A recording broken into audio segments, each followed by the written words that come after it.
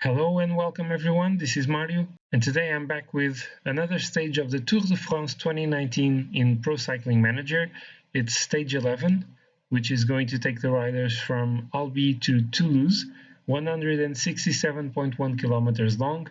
It's quite flat, so it's really expected to finish as a mass sprint. And being one of the top favorites, I am going to do everything I can to win the stage with Albi Viviani. He already took one win in stage 7. He was kind of close to getting another one in the previous stage, in stage 10, but he was short of energy in the end. So this is going to be another opportunity before the mountain stages arrive. So the riders are now departing from Albi. So of course I'm not going to put any rider in the breakaway today. I will simply focus on winning the stage with Albi Viviani, and also with only 3 points for the KOM classification available today, there's no point in putting Alaphilippe in the front of the race. So today we have again only 4 men in the initial breakaway of the day. We have Koen de Kort, Michael Valgren, Thomas de Gent, and Rick Zabel.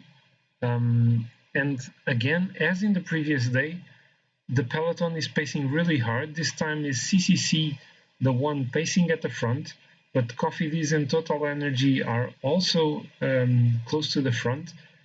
So come on, man, you guys should put someone in the breakaway.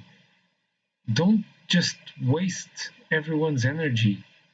So in the front, the riders are now approaching the first KOM of the day.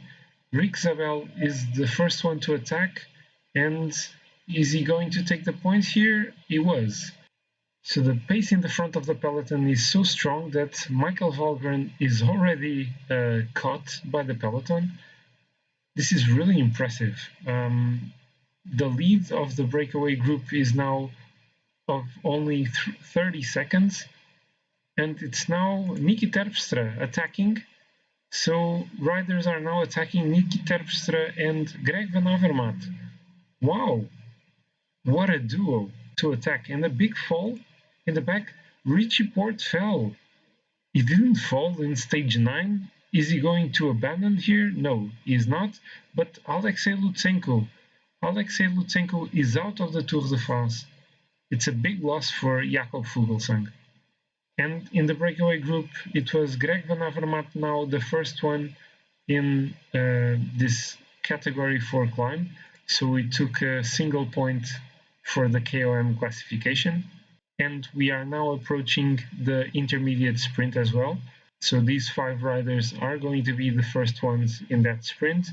But then there will still be plenty of points available for the peloton. So the peloton is now approaching the intermediate sprint. Let's go all out already with Morcau. Let's see what we can do. And let's sprint now with Richese and do the same with Albi Viviani. I'm starting too late. Oh, this wasn't really good.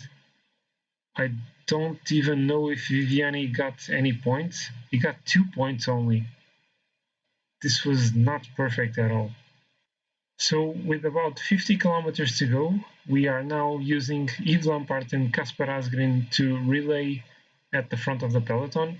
They are working together with Bora and Team Jumbo-Visma, and of course these are the teams with the top 3 sprinters, with Albi Viviani, Dylan Groenewegen, and Peter Sagan. So they are the ones working to bring the breakaway riders back.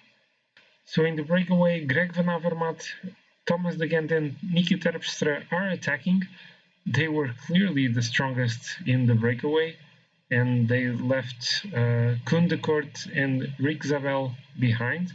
They are still trying to catch back, but it's not going to be easy. The peloton is still pacing hard to try and get back those riders. So let's see. Oh, there's a cut in the peloton. The pace has increased really strongly. So let's not get surprised by any of this. So we are now 10 kilometers away from the finish line. The breakaway is still with 30 seconds over the peloton, but they are about to be caught. I already set my sprint train. Now I don't really know what happened here with Asgreen, but I set my sprint train, and we are now 8 kilometers from the finish line. It's not looking pretty amazing for some of my riders in the sprint train, but still, let's try to do our best. 6 kilometers to go now. Let's use the energy gel on Alaphilippe and Michael Morkov. And now, as we close to the finish line, let's increase the effort with Lampard. Energy gel on Viviani. Let's do it as well for our other riders. And 4 kilometers to go. Let's go all out with Alaphilippe. With Lampard, sorry. Now let's do it with Alaphilippe. 2.5 kilometers to go. 99 efforts for Alaphilippe. Let's sprint with Morkov now. And soon let's start sprinting with Viviani. Can he take the stage win today? And it's going to be Sagan again. And it's Peter Sagan again taking the win. I went too late with Viviani. He still had plenty of energy, and Peter Sagan takes another stage win. So here is the replay of the final sprint. I had Michael Morkov launching Viviani, but Viviani went too late and he could not overtake Peter Sagan and was only second in the stage. So Peter Sagan takes another stage win. I don't know, it took, 3, 4 stages now? And Viviani was again second. It wasn't a bad sprint. He started too late and couldn't take the win, but it wasn't a bad sprint. In the GC, there were absolutely no changes in the top 10 today. No changes also in the top positions of the mountain classification. Julien Alaphilippe is still wearing the polka dot jersey. Peter Sagan is now leading the points classification, 102 points ahead of Viviani. No changes in the young rider classification. Egan Bernal still leads. And the same thing in the team classification, where Ineos is leading from the start. So this was a third win for Peter Sagan. Again, Viviani started the sprint too late, even though it was well led by a really nice sprint train by the Deceuninck Quick-Step. But the sprint started too late and he could not overtake Peter Sagan. So with no changes in the GC, let's look at the next stage, and it's finally going to be a really tough mountain stage. It's 201 kilometers long with 2 category 1 climbs, so really tough ones. The first is the Col de Pyrenees. It's 14 kilometers long at an average of 6.8%. And then the second is the Ourquette d'Ancizan, 10 kilometers long at a 7.7% average. Both of these climbs have maximum slopes over 10%. So of course, the favorites are going to be the ones who get well with the mountains. So the top climbers in this peloton.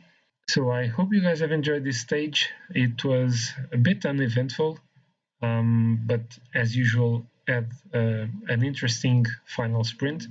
So if you have enjoyed it, please click the like button. Also, please leave a comment below.